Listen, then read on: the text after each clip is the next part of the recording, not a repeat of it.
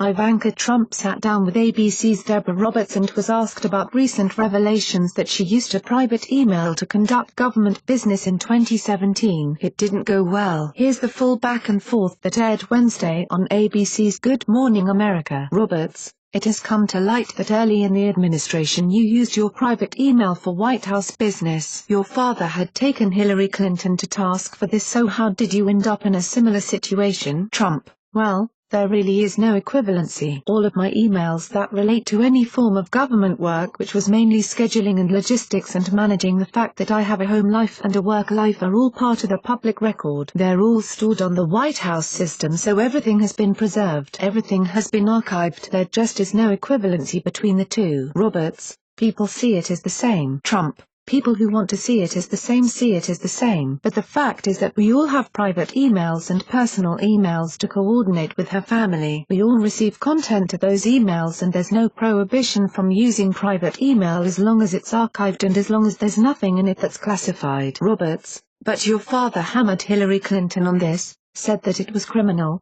she should be locked up. Trump: In my case all of my emails are on the White House server. There's no intent to circumvent, and there were mass deletions after a subpoena was issued. My emails have not been deleted, nor was there anything of substance, nothing confidential that was within them. So, there's no connection between the two things. Before we go any further, it's worth noting what, specifically, the Washington Post reported earlier this month on how, and how much, Ivanka used a personal email to conduct White House business. Here are the two key paragraphs from the Post's initial report. Ivanka Trump sent hundreds of emails last year to White House aides, cabinet officials and her assistants using a personal account, many of them in violation of federal records rules, according to people familiar with the White House examination of her correspondence. Some aides were startled by the volume of Ivanka Trump's personal emails and taken aback by her response when questioned about the practice. She said she was not familiar with some details of the rules. According to people with knowledge of her reaction, what Ivanka Trump is trying to do to lessen the fallout from the news of the email reveal is pretty simple: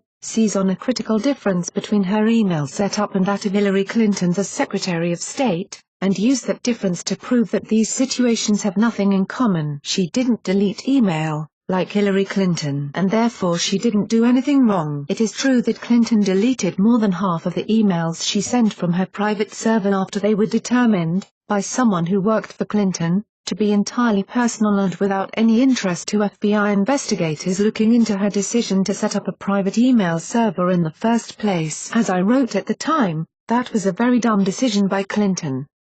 And if Ivanka is to be taken at her word, every email she sent from her private email account has been preserved. Caveat worth noting: Ivanka said Tuesday that all of my emails that relate to any form of government work are all part of the public record. So, who decided which emails didn't relate to any form of government work? And where are the emails that were deemed as totally personal?